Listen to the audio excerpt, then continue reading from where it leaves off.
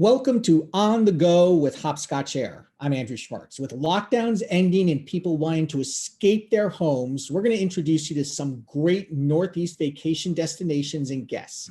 Our guest today is John Bottino, General Manager of the Nantucket Resort Collection. John, thank you for spending a few minutes with us this morning. Thank you so much for having me. So let's talk about what the Nantucket Resort Collection is and how it's a unique kind of way to visit the island. Absolutely. Nantucket has such a storied history, and our collection is a collective of 4 properties.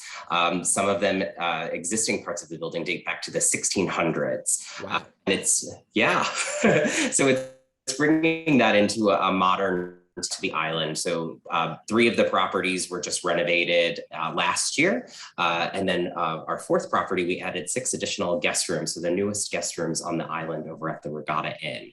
So it's delivering that historic rooted aspect that guests know for Nantucket, but just bringing it into the 21st century.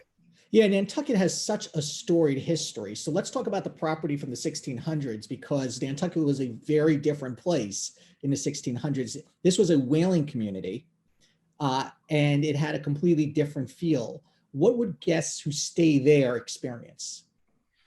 What they're going to experience. So the veranda house, which is our flagship property, was actually built using the existing structure from the 1600s. In 1885, it was converted into a guest house for the Coffin family. Coffin family is one of the founding families here on the island, and it was to host their family reunion. So I like to think that the party still continues today here. So that is, it's amazing to have that narrative and for that to be a part of the soul for the property. What type of people will stay at your properties, for example, who come to Nantucket? So a lot of people visit Nantucket and stay, maybe in their own private homes. So what are the type of people who come to your properties, and are they first-time travelers, or do you have a lot of repeat customers? I would say it's about half and half. So when we have these first-time visitors, they could be a little intimidated. I mean, just the aspect of getting here, being 30 miles out to sea, creates this, mystere around the island. And then we do have visitors that have been coming year after year, and we make them they're part of the narrative, and how we modify our services and is listening to them to make sure that we're staying true to the soul of the brand. And that's important to me. How has business been this summer compared to last summer? And do you see improvements continuing? Absolutely. I would say that Nantucket is one of the anomaly markets. We did well last year. We did amazing this year. What we saw was occupancy was up 20% from 2019, and rates were up 40%, really just given the supply and demand on the island. So it was really making sure that we were delivering a safe experience, but that we were also delivering value. And if guests were paying a lot more to stay with us, that we were making sure that they were well taken care of. So it was an extremely successful season, not only for us, but for the entire island. How do people get to Nantucket these days? Because you had mentioned it's 3 miles out to sea, can be a little bit difficult. What are the travel options that your guests are using? That actually is something that we saw more of this year as opposed to last year. So when you look at the ferry routes, we had ferries that were going, typically you have the Hyannis route. The Martha's Vineyard route was also set. So if anyone's looking to island hop, Harwich Port, New Bedford, and there's even a ferry that goes from New York City. So if you want to sit on a ferry for 6 hours, that's an option. And then air travel, we had some new routes this year with commercial travel. So Westchester and Plains, that was a new market for us with daily service, as well as Chicago, which is, kind of the farthest for the range, but it was nice to see a new market come through. Yeah, where do your guests typically come from? They're coming from New York City, I imagine, but also from Boston? Yes, so the majority of guests are coming from Boston, Massachusetts. I would then say New York would be our secondary market, and then Washington, D.C. in that area. So Nantucket has been what I would think of as a seasonal location, but what we're hearing from a number of people on all of the islands is that season has been elongated because of the pandemic. Are you seeing that in Nantucket as well? Absolutely. And what we did as of last year was reposition the veranda house, particularly to be a year-round property. What we saw, occupancy was around 20% over the winter season, which was higher than what we saw during COVID in major markets. So that was exciting. I say that Nantucket has, October is my favorite month here. So we're hitting that now. The weather's been amazing. The water is still warm. So you really get that late summer scalloping season starts on October 2nd. So I will be out in waders in Nantucket Harbor. That's doing scalloping. So that we've definitely seen. We've also launched a key to Nantucket, which between October 15th and April 15th, you can buy a hotel room. That's your hotel room to come and go as you please. And that really is to give guests flexibility as well as the comfort level of having your own space. And the ability to just, on a whim, especially if you're in the Boston market, like, hey, let's go to Nantucket for the weekend. Let's work from there for a week. And then it also works for, the worker bees, the contractors, the designers that are working in the winter season to make sure that everything is set for the summer. Yeah, so Nantucket has always had a popular Christmas season. Are you seeing that? It's a little early yet, but are you going to see that again this year? And do people now who are visiting over Christmas, are they staying longer? Yes.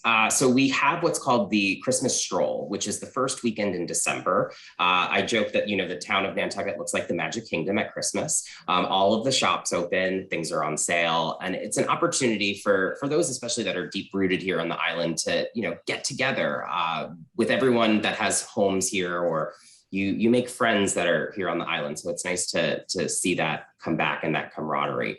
It's still a little up in the air officially with what the Christmas season is going to look like here. But I think from the hospitality sector as well as from the retail sector, regardless, we'll make sure that something is put on for the audience this year. So we are looking forward to that. And yeah, we're seeing more holiday bookings than we saw last year. So we're hoping that restaurants will be more open, that the island really is coming back to life from the doldrums.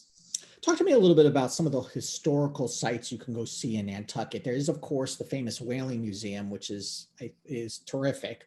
Talk to me about that and some of the other items.